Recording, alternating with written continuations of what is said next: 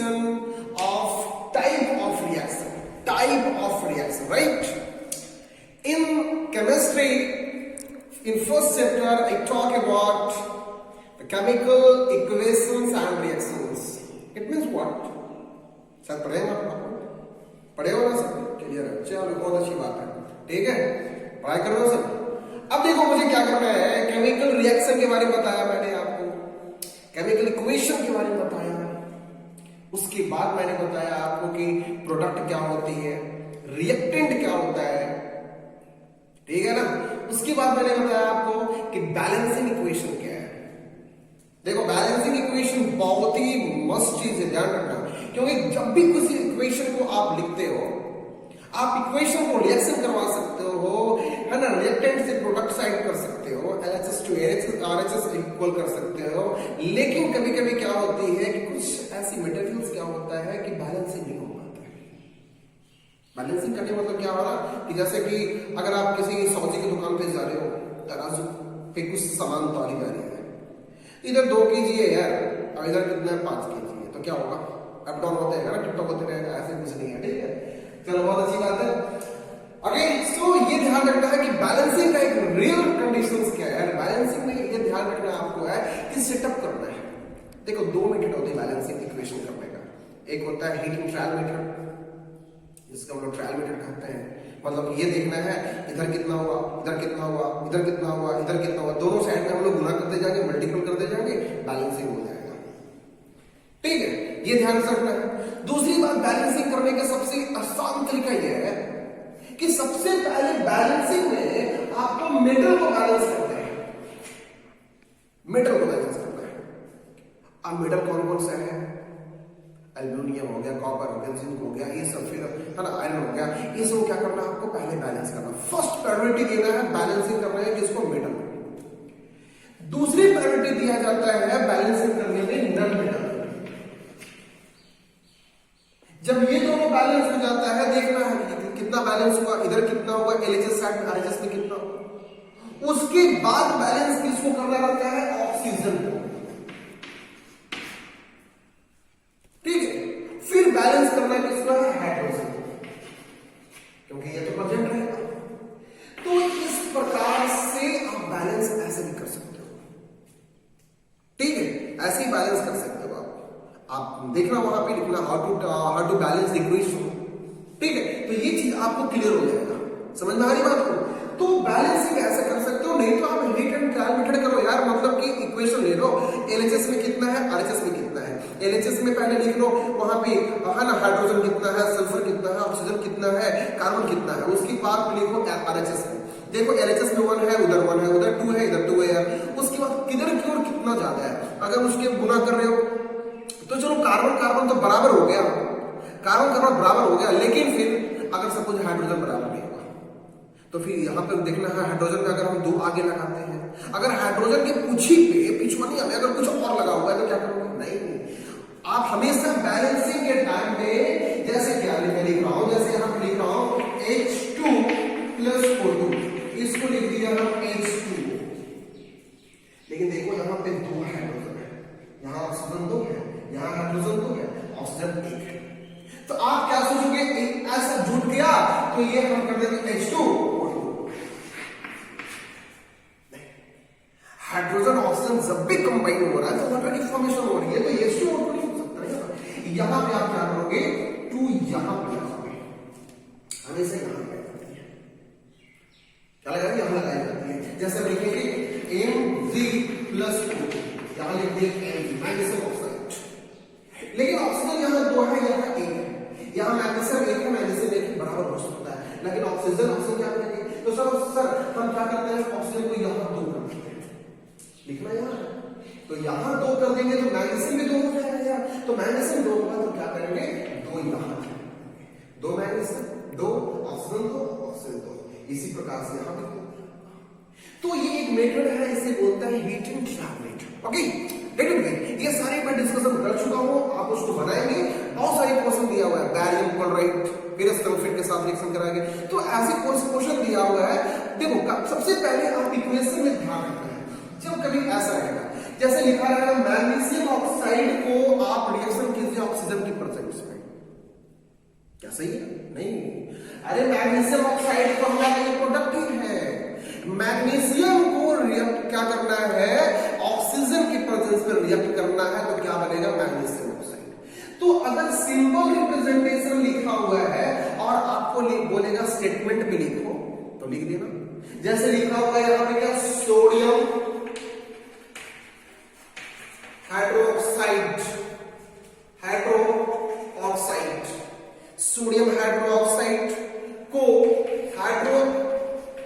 Hydrochloric acid में react कीजिए। अब सोडियम हाइड्रोक्साइड क्या है, NaOH। अब यहां पे देखिए ये क्या है आपको, HCl। तो अगर इस प्रकार से स्टेटमेंट में लिखा हुआ है तो उसको आप symbolic representation as a formula पर आप लिख पाएंगे, या फिर अगर फॉर्मूला में दिया हुआ है तो उसको नॉमेनक्लेचर में उसके स्टेटमेंट में लिखो। आप दोनों तरीके से, आपके इंसर्ट में लिखा हुआ रहेगा सोडियम हाइड्रोक्साइड को रिएक्ट किया गया है हाइड्रोक्लोरिक एसिड में, then what you will get. देखिए तो यहां पे क्या प्राप्त हो रहा है, NaCl। तो क्या मिल गया आपने, हमारा sodium chloride plus sodium chloride plus water.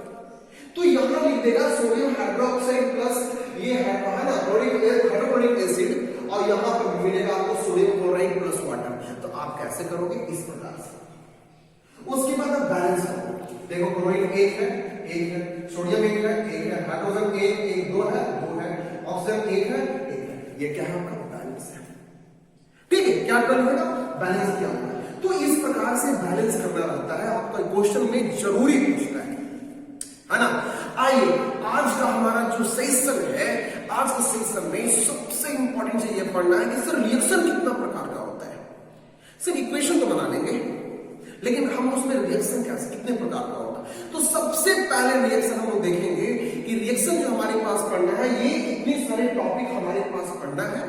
पहला है कॉम्बिनेशन रिएक्शन, दूसरा है डिकम्पोजिशन रिएक्शन, तीसरा displacement reaction, double displacement reaction. ठीक है, उसके बाद आ गया precipitation reaction, neutralisation reaction, oxidation and reduction, that we called as a ring oxidation and reduction combined together we called as redox reaction। हम लोग आगे बात करेंगे इसके ऊपर, लेकिन पहले हम लोग देखेंगे ऑक्सीडेशन रिडक्शन, फिर पढ़ना है कोरोजन एंड रिडक्टिविटी के बारे में। ठीक है ना, तो ये समझना है। तो आज की हमारा जो टॉपिक है, आज हम लोग सेशन कंप्लीट करेंगे, टोटल रिएक्शन के बारे में कंप्लीट कर लेंगे। लेकिन oxidation and reduction, corrosion and rancidity को हम लोग आने वाले नेक्स्ट सेशन में रखेंगे, क्योंकि उसमें कुछ हम लोग को और भी जानना है। ऑक्सीडाइजिंग एजेंट क्या होता है, क्या लॉस करता है, क्या गेन करता है, कौन ऑक्सीजन को लॉस करेगा, कौन है ना हाइड्रोजन को गेन करेगा, हाइड्रोजन गेन करता है तो ऑक्सीजन को लॉस कैसे करता है। तो वो सारी बात को हम पढ़ेंगे आगे सेशन में, बट आज तक हम लोग पढ़ेंगे कॉम्बिनेशन रिएक्शन से लेकर न्यूट्रलाइजेशन रिएक्शन तक पढ़ेंगे। ठीक है, पहले इसको आप एक बार देख लो, उसके बाद मैं आपको बताता हूं कि क्या होता है। देखो अब हम लोग स्टार्ट करते हैं कॉम्बिनेशन रिएक्शन के बारे में। Combination reaction, okay, combination reaction क्या होता है। ठीक है, तो कॉम्बिनेशन रिएक्शन जो होता है, हम लोग सबसे पहले जानेंगे जैसे A प्लस B। ठीक है, और ये हमारा प्रोडक्ट बन जा रहा है A, मतलब ये हो गया। यहां पर ये समझना है भाई और बहनों, यहां पर ये हो गया कि हमारा रिएक्टेंट साइड में 2 या मोर देन 2 होगा, कोई प्रॉब्लम नहीं है। लेकिन प्रोडक्ट साइड में सिंगल ही प्रोडक्ट का न्यू सब्सटेंस की फॉर्मेशन होती है कभी भी। फिर मैं बोल रहा हूं, क्या मैं बोल रहा हूं कि रिएक्टेंट साइड में 2 या more then 2, but product side में क्या मिलता है मुझे, सिंगल सब्सटेंस मिलता है। ठीक है, ये आप देखिए, इस पर हम लोग क्या करेंगे, इक्वेशन को बनाएंगे। एक बार फिर से याद कर लो कि रिएक्टेंट साइड में 2 या मोर देन 2 कंबाइन करता है, लेकिन प्रोडक्ट साइड में सिंगल फॉर्मेशन होती है, सिंगल सब्सटेंस की फॉर्मेशन होती है। मैं एक एग्जांपल लेता हूं आपको, एक एग्जांपल के साथ मुझे बताओ। जैसा पहला एग्जांपल मैं लेता हूं, कार्बन प्लस ऑक्सीजन। देखो दो सब्सटेंस है, ये क्या मुझे मिल जा रहा है, CO2। क्या मिल रहा है मुझे, CO2। ये कार्बन हमारा क्या है, सॉलिड में है, और ये क्या है, गैस में है। क्या मिल रहा है मुझे, गैस में। ये देखिए दो सब्सटेंस है ना। रिएक्टेंट साइड में कितना है, एक और दो है। वहां पर कितना मिल गया मुझे प्रोडक्ट में, सिंगल मिला। रिएक्टेंट में दो सब्सटेंस है, कार्बन और ऑक्सीजन, और प्रोडक्ट में मिला है कार्बन डाइऑक्साइड। ठीक है, तो याद रखेंगे कॉम्बिनेशन रिएक्शन उसे कहते हैं कि when two or more than two substances are combined each other, but in the site of product there will be formed a one substance, single substance called as a combination reaction. Example और लीजिए। अभी मैंने आपको बताया था H2O2 के बारे में, क्या बन गया, H2 बन गया। बैलेंस कर दीजिए इसको, ये भी आपका एग्जाम्पल हो गया। अगर आप किसी की चीज को लेते हो, जैसे लेते हो कैल्शियम, है ना, कैल्शियम कार्बोनेट क्यों लेते हो, या सबसे आपका एनसीईआरटी का एग्जाम्पल में देता हूं, calcium oxide plus H2O plus H2O, ये बनता है calcium hydroxide. Calcium hydroxide plus heat evolve होता है। तो यहां ध्यान रखोगे आप, मैं क्या बोला हूं आपको, कि जब भी कभी देखिए ये दो न्यू सब्सटेंस कंबाइन हुआ, किधर की ओर, रिएक्टेंट की ओर, लेकिन मुझे मिला क्या है, सिंगल मिला है। इसे क्या बोलते हैं हम लोग, इसे बोला जाता है क्विक लाइन। याद रखिएगा, क्विक लाइन बोलते भी है, और इसे बोलते हैं सेलेक्ट लाइन।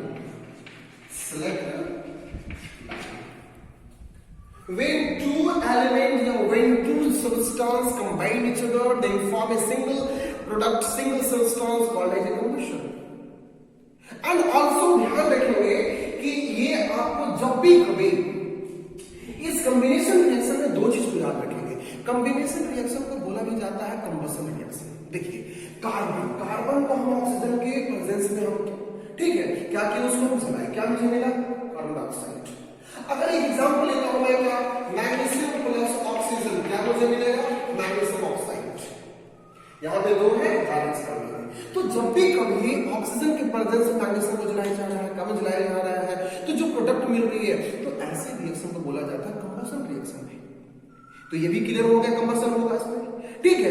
दूसरी बात ये ध्यान रखेंगे कि आप वाटर की भी फॉर्मेशन कर ले रहे हो, तो इसमें ये भी क्लियर हो गया कि फॉर्मेशन ऑफ वाटर भी होता है कॉम्बिनेशन में। यहां फॉर्मेशन हो गया कि कंबशन भी हो रहा है। तीसरी बात आपको क्लियर हो रहा है कि सर कुछ ऐसी हमारे पास इक्वेशन है, रिएक्शन है, कि जब दो न्यू सब्सटेंस को हम क्या करते हैं, ऐड अप करते हैं, तो मुझे और भी क्या मिलता है उसके साथ में हीट इवॉल्व होता है, हीट बाहर निकलता है। आप कभी भी घर में चूना को अगर पानी में अगर डालोगे तो क्या बनेगा, वो सूखा हुआ चूना था, ठीक है, उसे क्या बोले, क्विक लाइन कहेंगे, कैल्शियम ऑक्साइड है। अब क्या होगा, सिलेक्ट लाइन बने, तो वहां से हीट निकलेगा, ठीक है, हीट निकलेगा। तो ये चीज को आप ध्यान रखेंगे, ये ध्यान रखेंगे कि जब भी कभी हीट अगर वहां से निकलता है, हीट इवॉल्व होता है किसी भी रिएक्शन से, तो वैसे रिएक्शन को बोला जाता है एक्सोथर्मिक रिएक्शन। क्या कहेंगे, एक्सोथर्मिक रिएक्शन। देखिए ये हीट निकल रहा है, तो हम क्या कहेंगे, एक्सोथर्मिक रिएक्शन।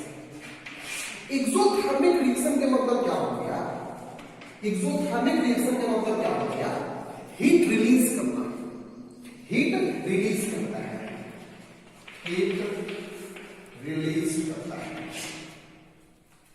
हीट गेन नहीं करता है, हीट रिलीज, हीट बाहर निकलता है। तो इतनी सारी मैं बताया हूं आपको कॉम्बिनेशन में, इसको लिखो, इसके बाद मैं बताता हूं आपको डिकम्पोजिशन रिएक्शन। ओके, देखिए अब पहला मैंने बता दिया आपको कॉम्बिनेशन रिएक्शन, क्लियर हो गया सबको, ठीक है, मतलब कि दो सब्सटेंस रहेगा, फॉर्मेशन एक होगा, और भी हमें क्या होता है कॉम्बिनेशन में, कंबशन भी होता है, फॉर्मेशन ऑफ वाटर होता है, ठीक है ना। उसके बाद और भी क्या होता है यार, हीट रिवॉल्व भी होता है, हीट वहां से रिलीज करता है। तो हीट रिलीज करता है जो इन एनर्जी जो हीट रिलीज करता है उसे क्या कहेंगे, एक्सोथर्मिक रिएक्शन कहेंगे यार। ये क्लियर हो गया, बहुत सारी बात। अब हम लोग देखेंगे डिकम्पोजिशन रिएक्शन। डिकम्पोज का मतलब क्या होता है, टूटना, टूटना, ठीक है। देखो टूटना दो प्रकार से होता है, अगर बायोलॉजी देखा होगा तो फ्यूजन और फ्यूजन में होता है, फिजिक्स में भी देखा होगा तो कॉलिजन में होता है, ना कोलाइड में होता है, इसमें भी ऐसा टूटना। मतलब ये कर सकते हैं कि कोई भी एक सबस्टेंस है, एक सबस्टेंस है और ये सबस्टेंस कभी दो चीज में टूटता हो, डिकम्पोज करता, टूटता होगा किसी चीज के प्रोसेस से। सर वो कैसे टूटता है, तो हो सकता है फोटो लाइटिंग देते होंगे हम, हो सकता है इलेक्ट्रोलाइसिस करते होंगे हम, हो सकता है हम सनलाइट के प्रेजेंस में करते होंगे, हो सकता है थर्मल देते होंगे हम। तो तीन भागों से टूट सकता है, जैसा हो सकता है कि लाइट के माध्यम से, जिससे हम लोग फोटो लाइट करते हैं। तीसरा हमारा हो सकता है थर्मल के माध्यम से, जिससे हम लोग हीट करते हैं। तीसरा हो सकता है इलेक्ट्रोलाइसिस के माध्यम से, जिससे हम लोग इलेक्ट्रिक करंट करते हैं। तो मतलब कि जब भी कभी अगर हम किसी सबस्टेंस पर अगर हीट दे रहे हैं, लाइट दे रहे हैं या फिर हम उसमें इलेक्ट्रिसिटी दे रहे हैं तो क्या करेगा, टूट जाएगा। तो सबसे पहले मैं आपका एक एग्जांपल लेता हूं, जैसे कि मैं किसी चीज का लेता हूं, एक लाइट का लेता हूं, किसका लेता हूं, सिल्वर क्लोराइड का। आपका एमसीआईटी का बेस्ट एग्जांपल है AgCl। क्या दिए इसमें हम, सनलाइट दिए, क्या दिए इसमें हम, सनलाइट दिए। तो मुझे क्या मिलेगा, सिल्वर प्लस, ठीक है, सिल्वर प्लस क्लोराइड मिलेगा। अब क्या करो, बैलेंस करो, या देखो Cl2 है, यहां पे एक है, दो यहां देंगे, ये हो जाएगा। जब भी सिल्वर क्लोराइड को अगर सनलाइट की प्रेजेंस में उसको तुम डिकम्पोज करवाओगे तो सिल्वर और क्लोराइड में क्या करेगा, टूट जाएगा। तो अब ये इसके कलर का भी पूछेगा, सर आपकी ऑब्जर्वेशन क्या है, क्या आप ऑब्जर्व करते हैं एक्टिविटी के माध्यम से।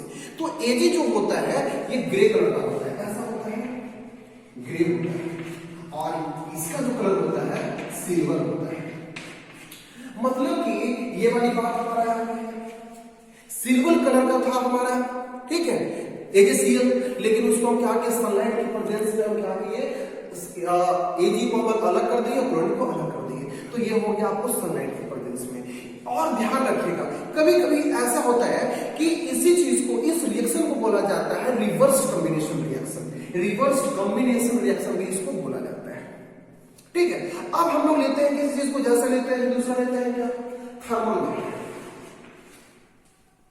ठीक है। दूसरा एग्जांपल क्या है, थर्मल है। जैसे थर्मल में लेते हैं आपको कैल्शियम ऑक्साइड, कैल्शियम ऑक्साइड ले लिए, या फिर हम लोग ले लिए एग्जांपल, आपका इंस्टेंट एग्जांपल है कैल्शियम कार्बोनेट, इसमें हम लोग हीट दे रहे हैं, ठीक है। अब क्या करेगा, calcium oxide plus calcium oxide plus carbon dioxide, तो हीट यहां पे दी है, तो कैल्शियम कार्बोनेट क्या होगा, CaCO3, CaCO3 है कैल्शियम कार्बोनेट, ये क्या करेगा, इसमें टूट जाएगा। ये क्या था आपका, लाइम वाटर था, ठीक है। तो ये ध्यान रखेंगे आप लोग कि जब हीट दिए हम लोग तब क्या किया, ये भाग में टूट गया। तो मैं क्या बोला था कि एक सबस्टेंस दो पार्ट में टूटता है, उसकी प्रोडक्ट डबल फ्रेगमेंट होता है, डबल साइड बनता है, मतलब कि कह सकते हैं दो सबस्टेंस से फॉर्मेशन होता हो, उसे हम क्या बोलेंगे, डिकम्पोज कहेंगे। तीसरा एग्जांपल लेता हूं किसका, इलेक्ट्रोलाइसिस का, किसका, इलेक्ट्रोलाइसिस का।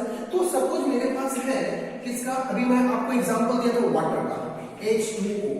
अगर इसके ऊपर हम इलेक्ट्रोलाइसिस करते हैं, इलेक्ट्रोलाइसिस करेंगे तो क्या होगा, इसके अंदर आयन की प्रेजेंस होता है, इलेक्ट्रॉन में आयन की प्रेजेंस होता है, दो भागों में टूट जाएगा यार। तो क्या हो जाएगा, H2 प्लस O2, ठीक है। अब देखिए बैलेंस कर लीजिए, दो है यहां पर सिग्नल है, इसको दो डालेंगे, दो डालेंगे तो क्या हाइड्रोजन कितना हो जाएगा, 4 हो जाएगा, यहां पे 2 लगा देंगे, क्या हो गया, 4 हो गया। तो ये सारी बात आपका क्या है, डिकम्पोजिशन रिएक्शन का। डिकम्पोजिशन में 3 तरह से टूटता है, फिर से बता दे रहा हूं, फोटोलाइटिक, थर्मल, उसके बाद हो गया आपका क्या, इलेक्ट्रोलाइसिस। इसमें आप क्या करेंगे, लाइट की प्रेजेंस करते हैं, हीट की प्रेजेंस होता है, इसमें क्या होता है, करंट की प्रेजेंस होता है। और किसी चीज को आप क्या करते हैं, तो इसका मेन जो इक्वेशन था आपका, सिंगल रिएक्टेंट साइड है और रिएक्शन करने के बाद डबल सबस्टेंस में निकलता है, उसे कहते हैं बोलेंगे हम डिकम्पोजिशन रिएक्शन। इसे लिखिए तीसरा हमारा। तीसरा हमारा के पास क्या है, डिस्प्लेसमेंट रिएक्शन। ठीक है, डिकम्पोज मैंने बता दिया तो टूटता है, एक नया सबस्टेंस, एक सबस्टेंस होता है, दो अलग अलग फॉर्म में टूटता है। कंबिनेशन बता दिया। तीसरा क्या है, डिस्प्लेसमेंट। डिस्प्लेसमेंट में क्या है कि कभी कभी ऐसा होता है, ठीक है, जैसे कि मैं ऐसे लिख सकता हूं कि कोई एक कंपाउंड होता है ना, कंपाउंड जैसे मैं ऐसा इस प्रकार से मैं लिख दूंगा A प्लस BC, ठीक है, ये हो जाता है हमारा AC प्लस। मतलब ये कर सकते हैं कि एक हमारा कंपाउंड है, दो कंपाउंड यहाँ पे है, और ये क्या होता है, रिएक्टेंट होने के बाद भी दो कंपाउंड की फॉर्मेशन होती है, लेकिन किसको कौन वहां पे डिस्प्लेस करता है ये समझना है। जैसे कि A प्लस BC में अगर हम लोग रिएक्शन करवाए तो क्या हुआ, A और C जाके रिएक्ट हो गया। मैं साथ बोल रहा हूं, A और C रिएक्ट हो गया और B वाला क्या कर दिया, डिस्प्लेस कर दिया। तो ये डिस्प्लेस कौन से आधार पे होता है, डिस्प्लेस तो आखिर होता होगा ना, ऐसे तो नहीं कि तुमको ठेल के निकाल देगा यार, ठेल नहीं चलेगा, ठीक है। तो डिस्प्लेसमेंट जो होता है ना, डिस्प्लेसमेंट जो होता है यार, ये रिएक्टिविटी सीरीज पे डिपेंड करता है, इस चीज को ध्यान रखना। रिएक्टिविटी सीरीज का मतलब क्या होता है कि देखिए इस प्रकार से आपका कुछ एलिमेंट्स का नाम दिया हुआ है, तो जो जितना ज्यादा ऊपर की ओर होता है यार, उसकी रिएक्टिविटी ज्यादा होता है, वो पहले ज्यादा रिएक्ट करेगा। जो नीचे की ओर होता है वो लेस्ट रिएक्टिव होता है, बहुत ही कम रिएक्ट करता है। ऊपर वाला क्या होता है, मोस्ट रिएक्टिविटी होता है। अगर हम एग्जांपल लेंगे एल्युमिनियम और मैग्नीशियम का, तो इससे मैग्नीशियम ज्यादा रिएक्टिव है किसका, एल्युमिनियम से। तो एक मैं एग्जांपल लेता हूं, एक मैं एग्जांपल ये ले रहा हूं कि सपोज मैं एक ले रहा हूं यहां पे आपका फेरस प्लस कॉपर सल्फेट। देखिए ये हो गया पार्ट आपका, ये ऐसा है, कॉपर सल्फेट बना हुआ है, ठीक है। ये copper sulphate, copper sulphate colour कैसा होता है, ब्लू होता है, पढ़ेंगे आप इस साइड पे। अब इसमें डिस्प्लेसमेंट में क्या बोला है कि यहां पे देखिए A और BC, ये क्या करता है, इसके साथ जाके अटैच होता है और कॉपर को साइड करता है। कैसे समझेंगे, रिएक्टिविटी से समझेंगे। रिएक्टिविटी में देखिए यहां पे Fe लिखा हुआ है, Fe, ठीक है, Fe हो गया। तो ये आयरन जो है ना, वो ज्यादा रिएक्टिविटी है किससे, कॉपर से। तो क्या करेगा, कॉपर को ठेल देगा, साइड कर देगा। तो ये क्या हो जाएगा, फेरस सल्फेट, और कॉपर बाहर निकल जाएगा, क्लियर हो गया, ठीक है। इसे हम कहेंगे डिस्प्लेसमेंट। एक और एग्जांपल लेता हूं मैं आपको, जैसे कि लेता हूं एनसीईआरटी के आधार पे Zn कॉपर सल्फेट। तो इस इक्वेशन में सबसे ज्यादा रिएक्टिव किस कौन सा है, Zn, और इसको क्या करना है, क्लियर करना है। तो यहां देखिए Zn है, उसके बाद क्या है, कॉपर है। तो Zn इसका मतलब है कि ज्यादा रिएक्टिव है कॉपर से, तो कॉपर को क्या करेगा, साइड कर देगा, Zn जाकर रिएक्ट कर जाएगा। तो ये इसके साथ रिएक्ट कर देगा, ये क्या होगा, साइड निकल जाएगा। तो क्या हो जाएगा, Zn सल्फेट प्लस कॉपर। ये दूसरा एग्जांपल आ गया। अगर आप कभी एग्जांपल लेते हो, जैसे लेते हो किसका, एनसीईआरटी में क्वेश्चन में दिया हुआ है, लेड Pb कॉपर क्लोराइड,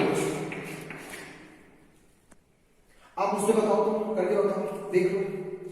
तो यहां Pb यहां लेड और कॉपर क्या है, नीचे में। तो कॉपर और Pb में सबसे ज्यादा रिएक्टिव कौन है, Pb। तो Pb मतलब क्या करेगा, सेकेंड वाले के साथ रिएक्शन हो जाएगा। तो यहां बन जाएगा PbCl2 और प्लस क्या कर जाएगा, कॉपर।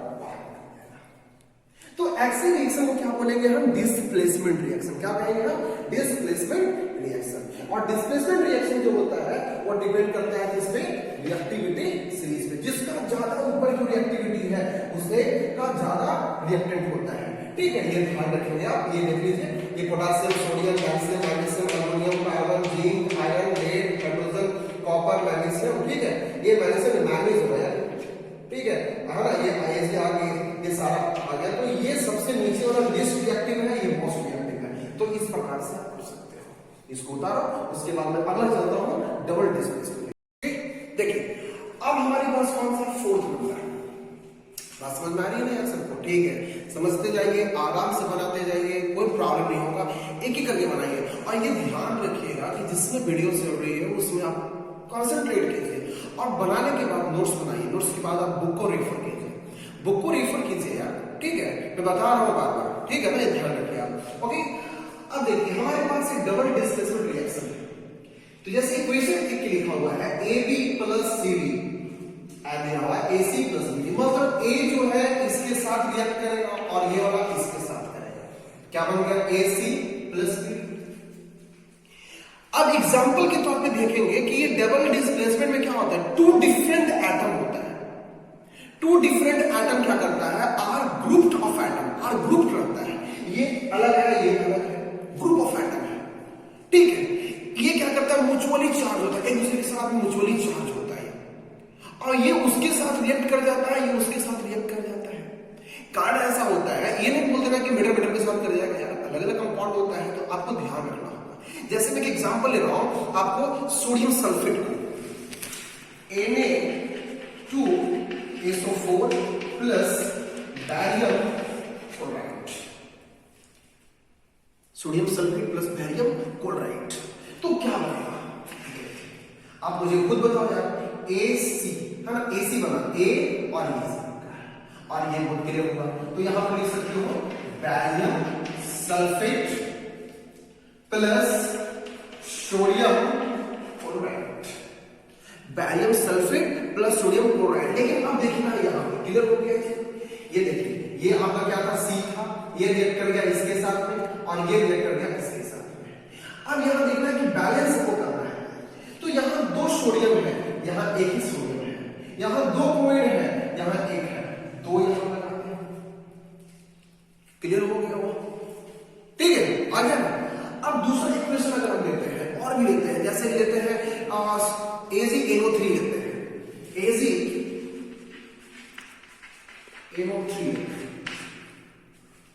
AgNO3 लेते हैं, प्लस हम लोग ले रहे हैं HCl,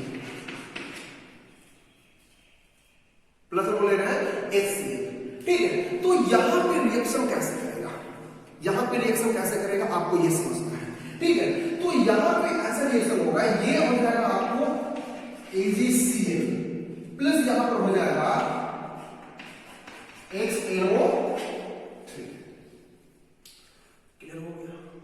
तो इसका मतलब है कि ये जो है इसके साथ रिएक्ट कर गया, एक जो है इसके साथ रिएक्ट कर गया, एक उसको हटाया तो वो क्या किया, उसको हटाया, तो इससे हम बोलेंगे double displacement reaction, double displacement reaction. जैसे कि एग्जांपल लेता हूं आपको, सोडियम हाइड्रोक्साइड प्लस HCl, ये गया है इसके साथ और ये हो जाएगा इसके साथ, क्या बन गया, सोडियम क्लोराइड प्लस H2O। आप कोई भी ऐसा रिएक्शन आप लगा सकते हो जिससे एक क्लियर हो जाएगा आपको कि डबल डिस्प्लेसमेंट रिएक्शन किसे कहते हैं। फिर से ये बात को याद रखो, ये अगर इस प्रकार से बना हुआ है तो ये जो है इसके साथ रिएक्शन होगा, ये इसके साथ होगा रिएक्शन, तो ऐसे रिएक्शन क्या बोलेंगे हम, double displacement reaction, double displacement reaction. Clear हो रहा है ना, इसको लिखिए, उसके बाद मैं अगले वाले में बात कराता हूं।